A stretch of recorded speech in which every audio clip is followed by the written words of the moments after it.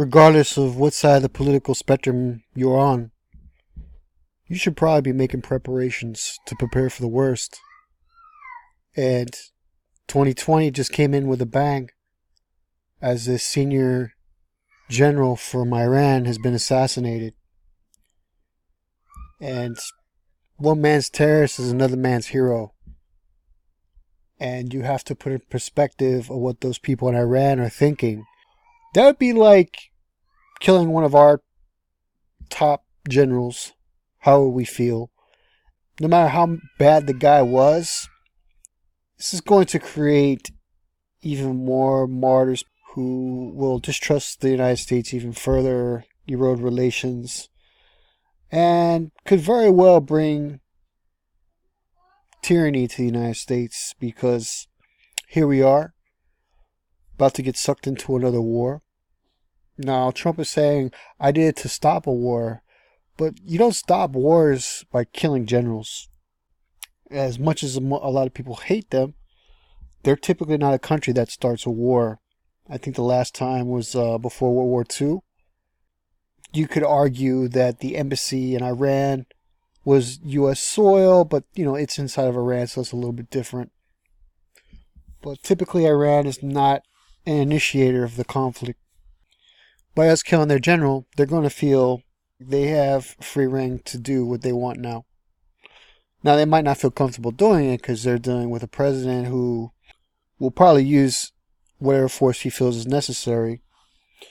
And it's a power play. It's a power play move. My philosophy is a George Washington philosophy in his farewell address, that George Washington didn't like these conflicts fighting other countries. He wanted to unite America. You can't unite America fighting abroad. If you think about all the trillions of dollars that have been spent in war, the deficit of the United States is around $23 trillion. Half of that $23 trillion has been spent on the war machine. You're looking around $13 trillion. What if you were to take those $13 trillion and you were to invest it into America to make it better? I'm not a Democrat. I'm not a Republican. I am an independent.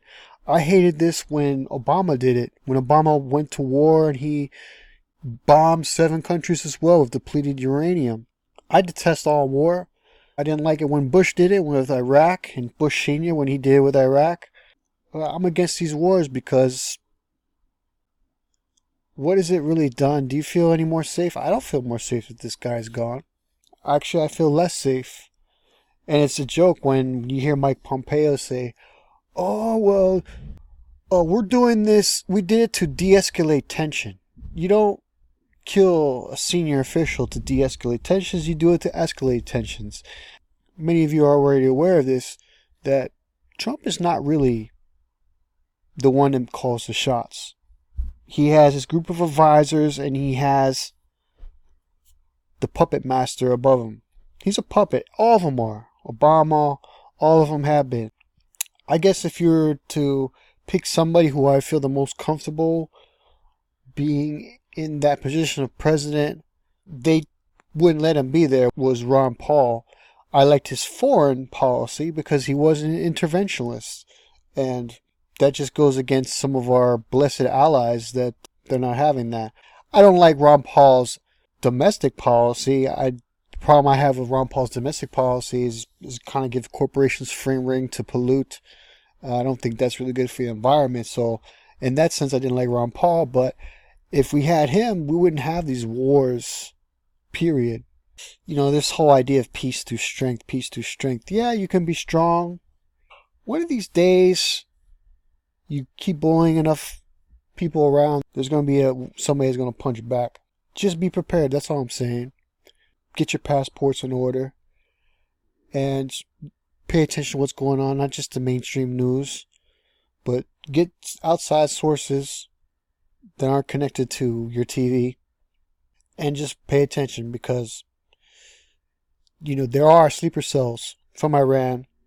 There's going to be radical fundamentalists inside of our own country that have been brought here. And when they hear stuff like this happening, they're going to feel conspired to strike back at innocent people. It's scary times. I have to say, it's scary times. And not only that, but Iran is a nuclear power. They have the capability.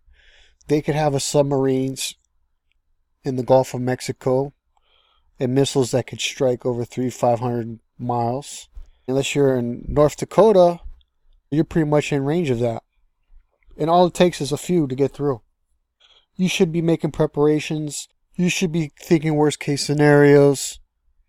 You should be thinking about having passports in order. Me, myself, I'm probably a little bit too old to get drafted, unless it gets really bad here at home. It just seems like most of these wars, the puppet is just being played, the puppet master. It's an interesting play of dynamics. I'd have to think that this would be so far his worst move as president. I think he was persuaded by the neocons. And we heard this long ago with Wesley Clark, who said, after 9/11, who are we attacking? And they had a list already of 6-7 countries, and Iran was the ultimate play to be attacked in the end. And he's like, where's the evidence? Why are we going to war with them? He was totally confused, like, why? So we know this has been in the works, and to think that they just want to de-escalate, we know this is not the case. They want a full escalation, and you think about all those troops that could be going abroad. We already have a call-up of 3,000 soldiers heading to around the region, going to be sent to Kuwait, more to Iraq.